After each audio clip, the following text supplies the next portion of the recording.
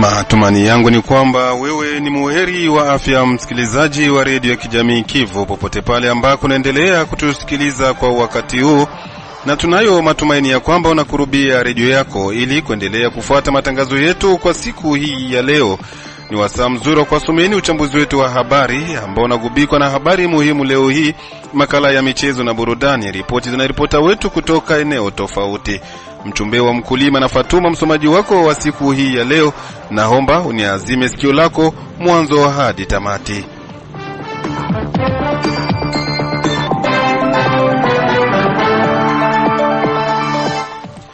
Habari zetu zinakuwa zikigubikwa na habari muhimu leo hii, na za leo zinasomwa naye mwenzangu Izake Mulucha Ashibe. Karibu.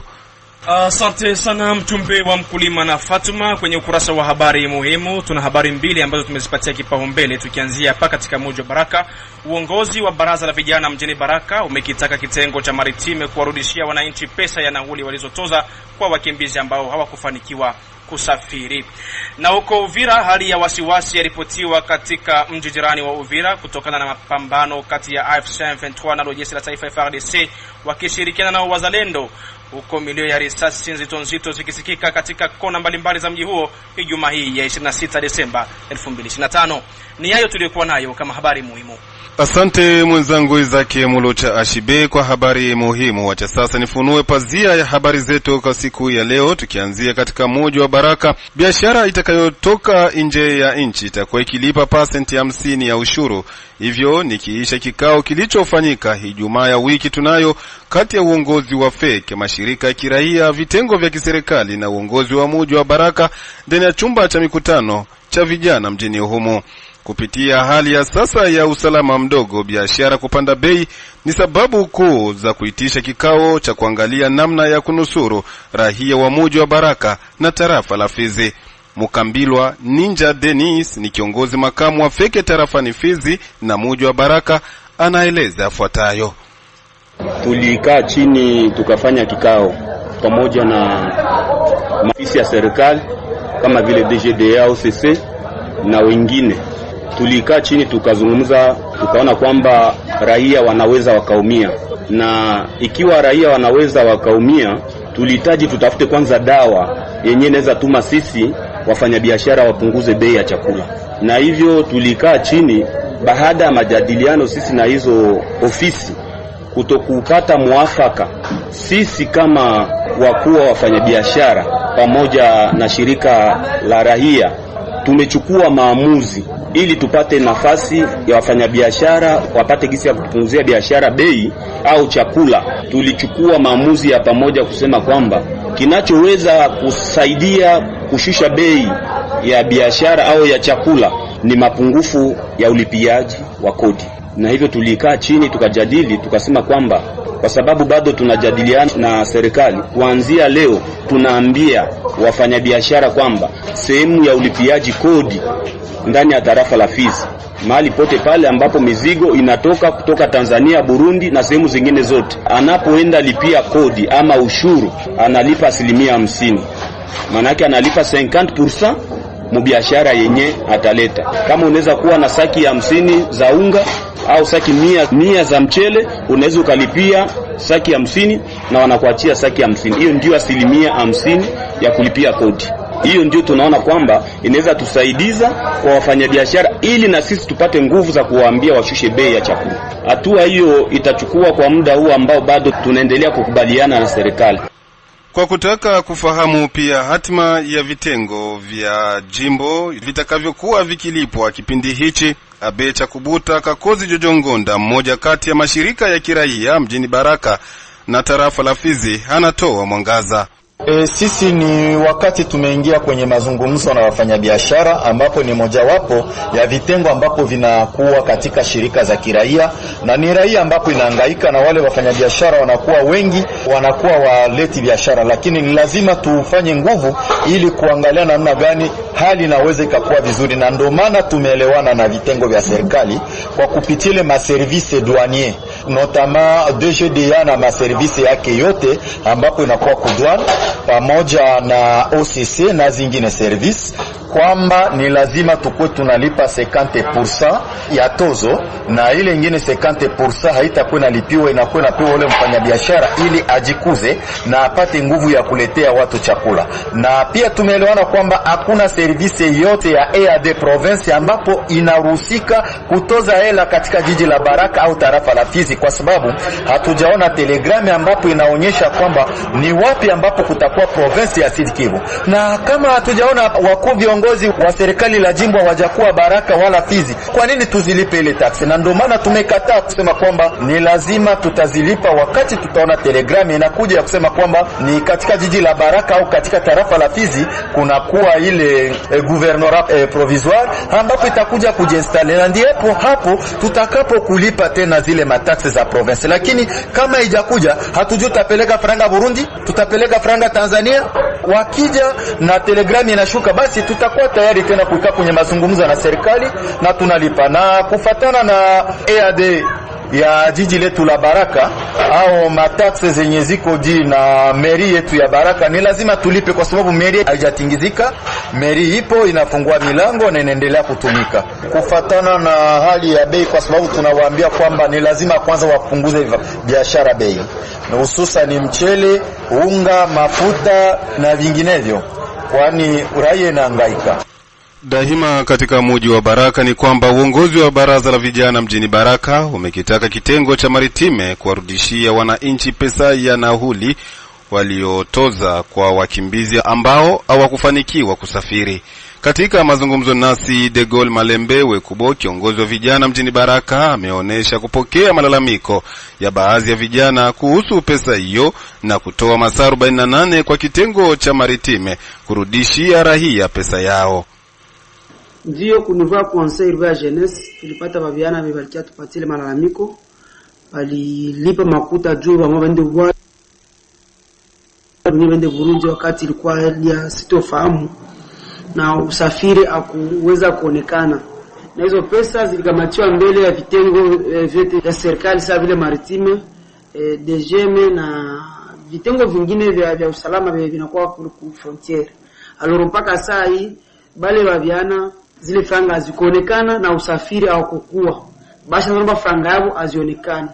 Alors tunalomba kuongozi wa jiji, kwa meya wa jiji, angalie kama kuingile maneno kati, pasko wabiana walipenda ba voyager, hali haikuwa mzuri na ba kuvoyager na bana tena lengo la kuvoyager leo, inabidi zile pesa zao zirudishwe.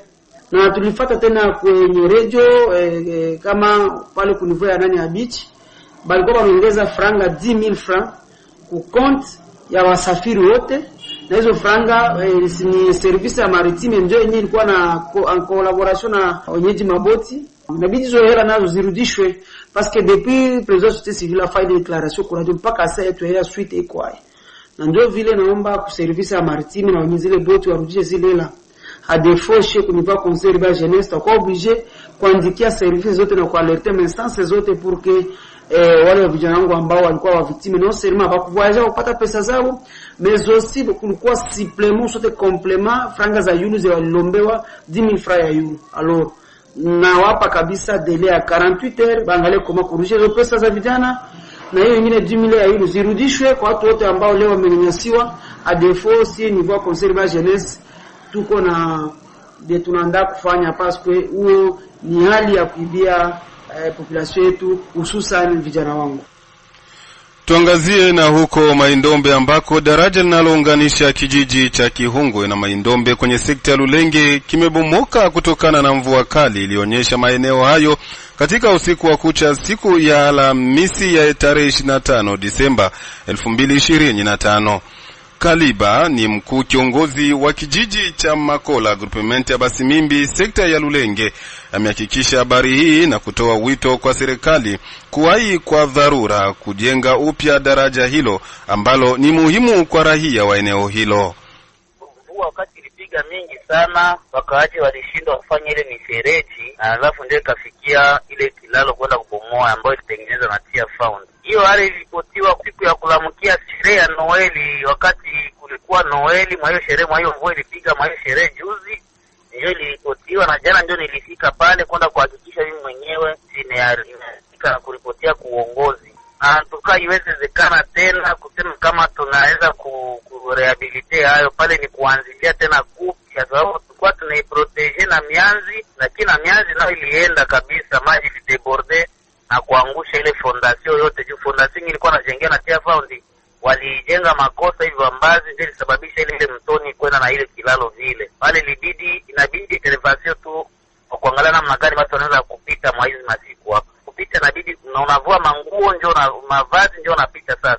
Ujumbe wetu tunaomba msaada yenye inaweza kuwa diligence, japo kama tuko na vita ambayo inasumbua watu, lakini tungesaidiwa kukiwa taa ya mbao pale haraka kwenye kinga, inaweza au watu wa mikulu wanaweza wakapita, sababu sumbufu iko nyingi sana pale hii masaa kwa kusema watu wapite ile maindombe ama watu watoke kula kupita hapa Makola. Wote wanatusikia hapa watusaidie inaweza kia kupaza ya sitasiama kidogo kwa miti ya mbao misumari wapiga temu haraka pale.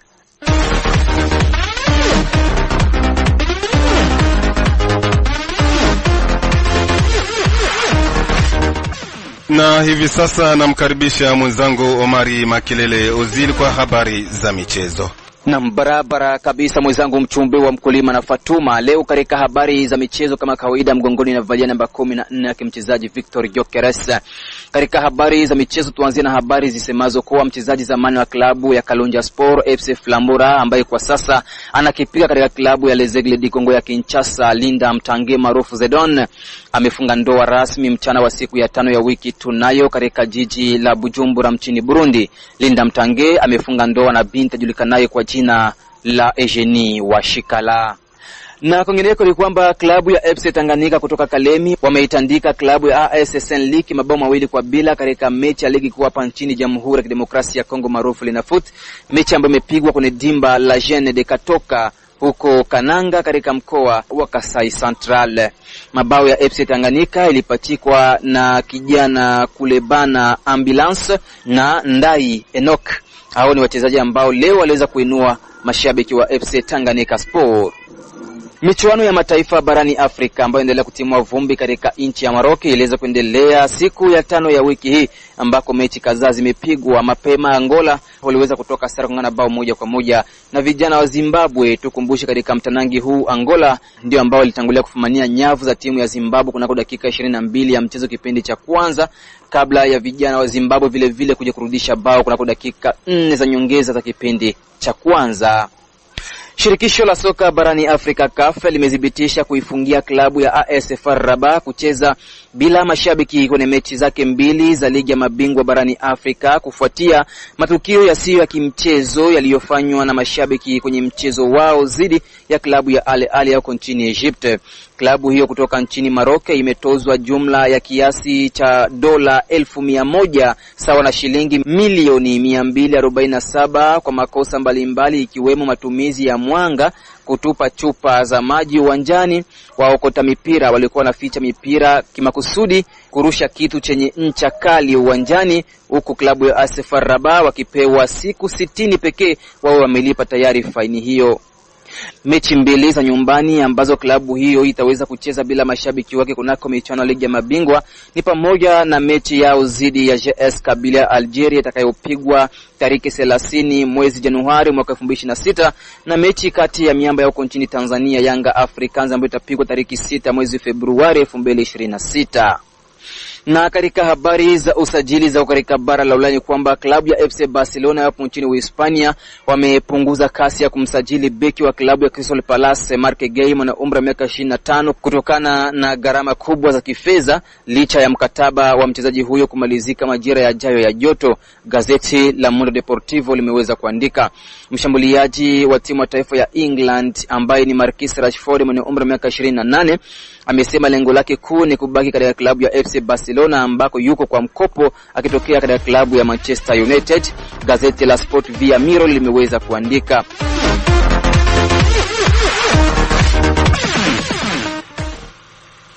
Asante Omari Makelele Ozil kwa habari zako hizo za michezo. Msikilizaji, hii ni redio ya kijamii Kivu ambayo unaendelea kusikiliza vilivyo kupitia masafa yetu ya 93.0 FM na hii ni uchambuzi wake wa habari.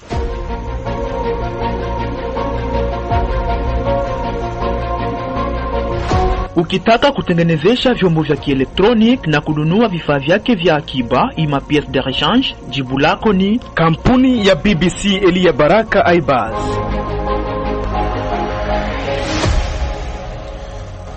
Tuangazie na huko Uvira ambako hali ya wasiwasi iliripotiwa katika mji jirani wa Uvira kutokana na mapambano kati ya AFC M23 na jeshi la taifa FARDC wakishirikiana nao wazalendo, huku milio ya silaha nzito zilisikika katika kona mbalimbali za mji huo Ijumaa hii ya tarehe 26 Desemba 2025. Ripoti ya mwenzetu Thomson Unji Batangola William kutoka huko Uvira yaangazia zaidi. Ijumaa Desemba 26, mji wa Uvira uliamka na hali ya vuguvugu.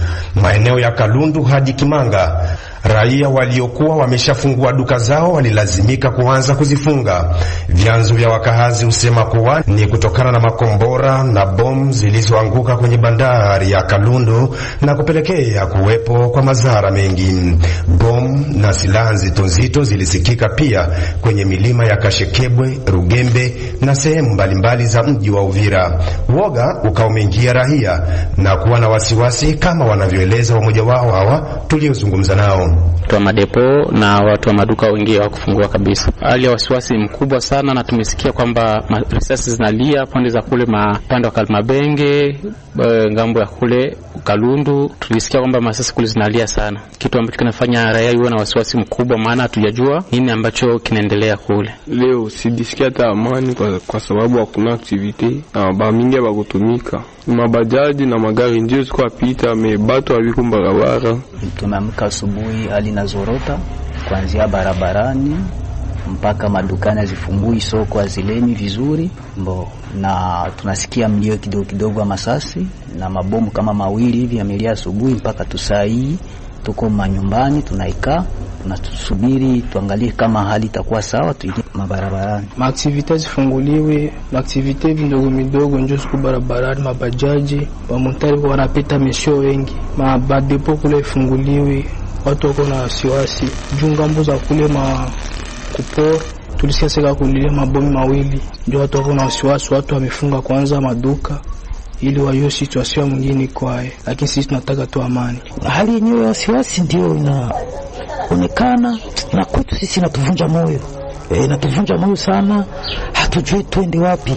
Njia ya Burundi inafungwa, ukavu kwenyewe inabidi mtu kuwa na franga mingi, wazungumze, watu waachie makelele, sababu tunachoka, mioyo inauma na kadhalika. Siku mbili kabla kumeshuhudiwa na mapigano makali kati ya jeshi la Jamhuri ya Kidemokrasia ya Kongo FARDC linalosaidiwa na wazalendo dhidi ya M23 AFC katika mji wa Makobola tarafani Fizi.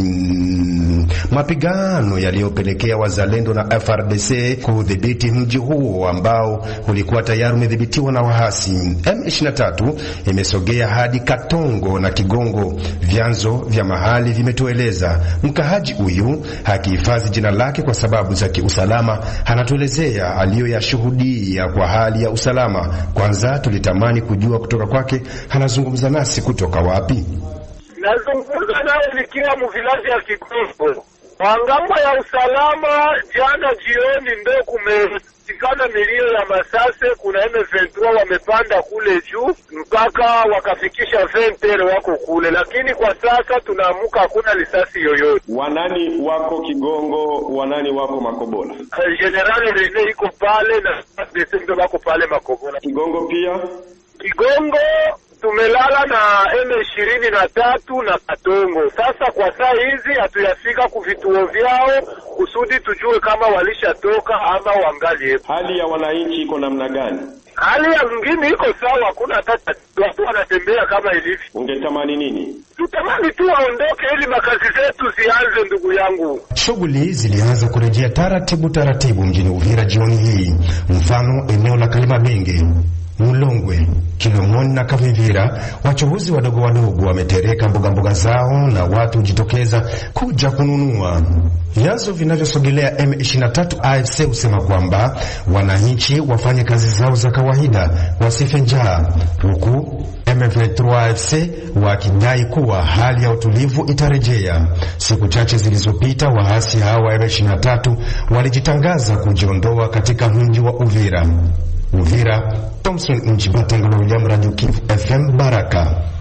Tutamatishe uchambuzi wetu wa habari siku ya leo na habari hizi za kitaifa, ambako katika maadhimisho ya sherehe za kuzaliwa kwa Yesu Kristo, rais wa DRC Felix Tshisekedi Chilombo amesema kuwa hakuna eneo wala raia yoyote anayepashwa kuwa nje ya mshikamano wa kitaifa, na pia ameomba wakongomani kuwa na umoja na kuwakumbuka walio katika eneo lenye mzozo zaidi.